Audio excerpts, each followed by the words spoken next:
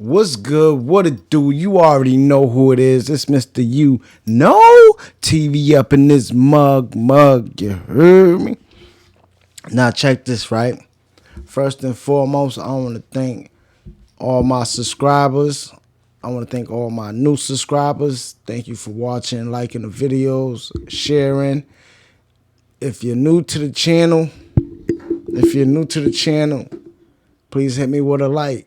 If you're feeling the content, then hit me with a subscribe. And hit that bell so you get the post notifications on whenever I drop. You heard? Now this right here is about Kim Porter tells like some of the stuff that went on with Diddy and Notorious Big. You know what I mean? But before we get into that, you already know I gotta get into this. You know? I ride around with the pistol on the side. I blow it down, put the dollar to the sky. You know, you niggas gotta have what it do. You know it's homicide. Spitting stupid, reckless thoughts got me feeling hectic. That's life for your ass. Grow up fast, learn the ways of these streets. Envy's always lurking. Devil's out, weak soul searching.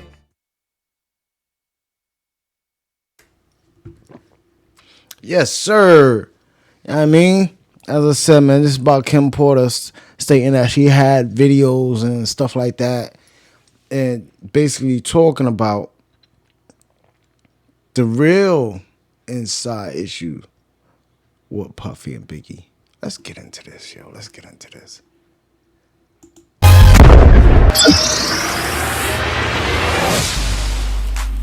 What's going on, y'all? What it is. So let's go ahead and slide on this topic, and I have some more information for you guys in regards to the Kim Porter situation. Now, before we get started, I want to say that all the information that I'm about to convey to you is alleged, right? So, and before we get started, I must say, Puffy do seem like a sneaky, conniving, grimy ass dude. You know what I mean? He don't care about nobody but himself. take the information, do whatever you want with it, but I know that I'm getting this information from a reliable source, but I still have to protect the integrity of my platform. Now, with that said, what better way than to start this video off talking about the relationship between Biggie and Diddy, because what I'm hearing, especially what Kim allegedly conveyed to her stylist that I've been in contact with and friends and family, that Diddy did not like Biggie and Biggie did not like Diddy. It was just... See, I didn't know that. I didn't know none of that. How they was seeming like they was like tight, you know what I mean? Like that's how it seemed. Like they was like super cool and shit. The business relationship. Now, but you do gotta notice when Pac said, you know what I mean? Puff did that sucker shit to Big. Kim's former stylist is saying that Mary J. Blige told Kim that Diddy was sour at the fact that Biggie went behind Diddy's back to ask Tupac to be his manager. Now, of course, this is way... See, I ain't know none of that. But how are you going to ask another rapper to be your manager when he's focusing on his career also? Like, it don't work. Before Biggie and Pac fell out, according to Kim, Biggie would often fly out to Los Angeles to see Pac. You know, they would hang out and things of that nature. Pac had already established himself. Pac did say that in the songs. Biggie was out in Cali sleeping on the couch and everything as a platinum selling artist. So Biggie saw that and he wanted the same for his career because he was still struggling to perfect his art. Now, according to Kim, Pac did decline to be Biggie's manager, but of course, again, it didn't sit well with Diddy because Diddy always felt like Biggie was looking for a way out of Bad Boy. Now, I'm pretty sure Biggie probably was looking for a way out of Bad Boy because he know how sneaky and such a snake Puffy is. Like, you know what I mean? So pretty sure he seen that Puffy was doing some crapness to him. You know what I mean? So of course he'll want out. Now, according to Kim, the stylist says that Kim had vital information that Diddy had Tupac set up along with Jimmy Henchman and Haitian Jack in New York City in 1994. Now, according to the stylist, Kim said that Biggie didn't even know that Tupac was coming to the studio the night that he got shot. And as a matter of fact, it was... I don't believe he did neither. I believe it was all like everything was planned. Like they had everything planned. Told to me that Biggie wasn't even supposed to be at the studio that night because he had the flu. And so basically Kim Porter says that she was there earlier that night before everything went down with Pac. But Diddy ended up sending her home and telling her that he would be home shortly. He was just going to add some finishing touches. Yeah, because he can't have her involved in it. That's why he sent her home, because he knew what was going to go down. To some music. And so when everything went down with Pac, Kim was so confused that when she talked to Diddy about the situation and he mentioned the fact that Biggie was there, she didn't understand why Biggie was there, because, you know, she was told and it was made clear that Biggie wasn't coming to the studio that night because he was sick.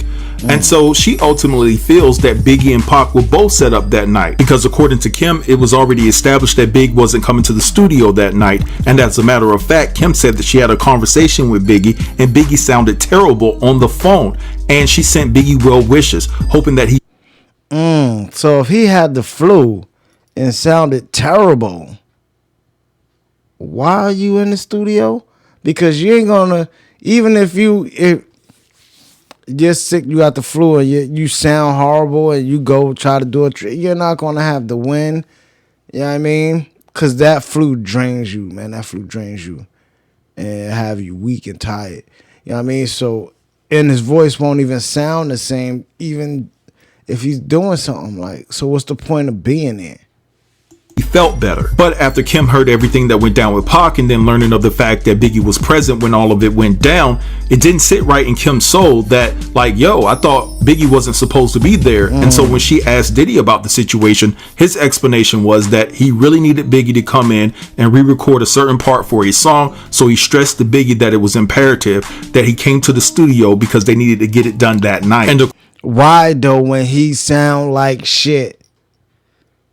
So if he has the flu and he sound like shit, he gonna go record and sound like shit. So basically he's gonna have to do it over anyway.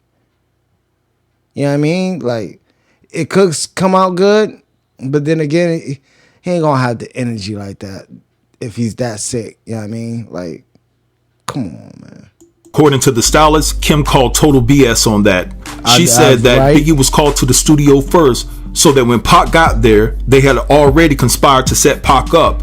So basically, when everything went down and Biggie was in the studio, it made it look like Biggie was a part of the setup, like Biggie helped to set up Tupac. And so basically, see that? You see that? Now it all comes out.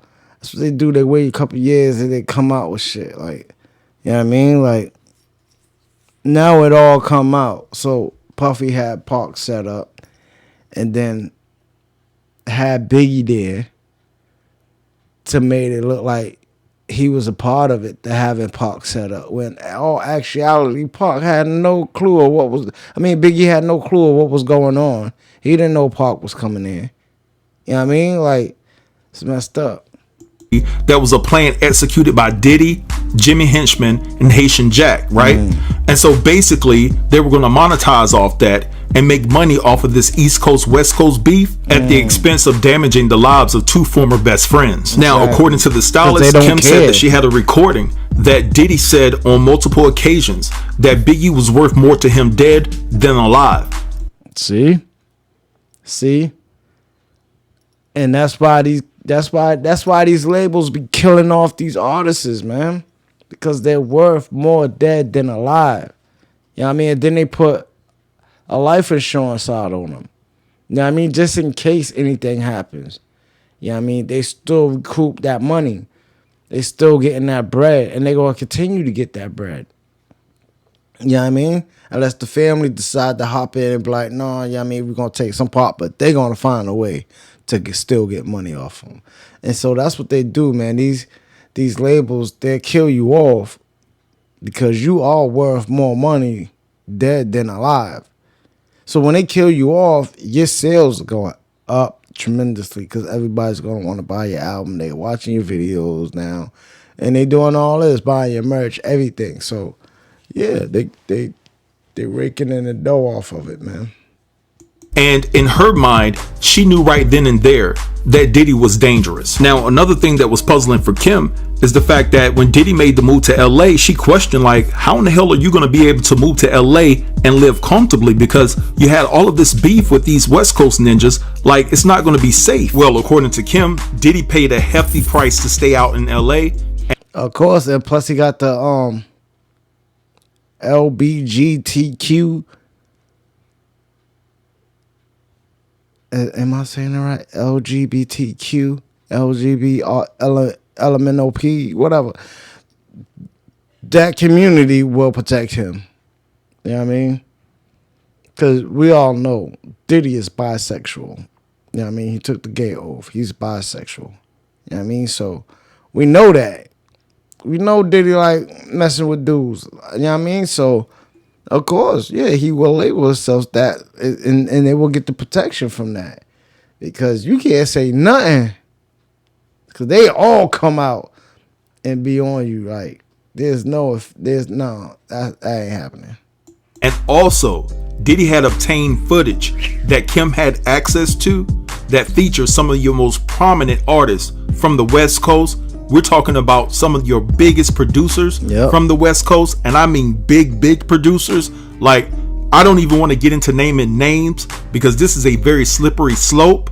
But yo, I'm talking about this is so heavy, you wouldn't even believe it, right? But anyway, this footage allegedly contains, you know, some of your most prominent men in Hollywood, whether it be on the acting side of things or the hip hop side of things, right? Being intimate with other men. Now, let me see. And they keep those videos so they can have leverage on you. They can have dirt on you. You know what I mean? So if you don't do what they ask or whatever, then they're going to threaten you with that video to put it public. You know what I mean? So they can ruin your career. That's the little sneaky stuff that the Illuminati and all that do. You know what I mean? Especially if you're a part of that organization. That's what they do, man. That's what they do. You get out of line, yeah, we gonna show this little thing you did in order to get in the industry. You know what I mean? So, of course, Diddy Ben took that gay off. He Ben took it. Let me see how I can say this in the most professional way. Because you got to remember when he was with Usher, he did that little interview telling me, yeah, we was wrestling on the covers all night. Like, come on. You know what that means. They was wrestling under the covers all night. Two guys. Yeah. We know what that means. We know.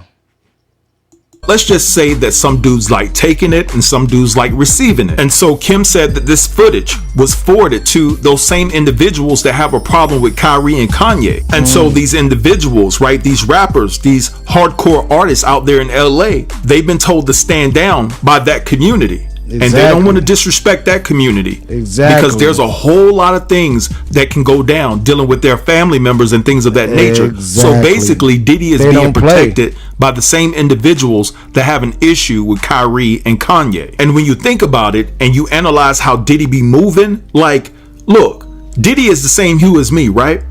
But he's investing $10 million in Twitter, helping Elon Musk buy. Because he is part of the elite. He is in the Illuminati. You know what I mean? Like, come on, man. He been in that. Diddy zesty as hell. He been in that. You know what I mean? And he's going to obey. He's going to do whatever they say. Whatever they want, he's going to do it. He will never speak out. He will never lash out. He will never go against the oath because he know what will happen if you do. Twitter, right? I don't care how much money you got. There are only certain individuals with the same hue as me that those individuals would allow in the business, that will allow to play in the game. And so basically that goes to show you right there that Diddy is being protected. And so no wonder if Kim had access to this footage that would destroy a whole industry. Well, not a whole industry, but you know, that a lot of prominent people, right? Yep. At the end of the day, no wonder why they try to retrieve those 2 laptops from Kim's house. But anyway. So I'm taking it that they broke in her house to get the laptops because Diddy knows she has the dirt on her laptop. And he need it back.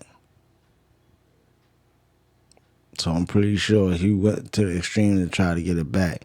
I don't think they got it back, but I'm pretty sure she still got dirt on them. You know what I mean? But y'all, this situation is getting real deep. It's getting too deep. I'm telling you, right? But I'm gonna let this slide right here. I want you guys to drop down in the comments and let me know. Yeah, so that's the end of that, man.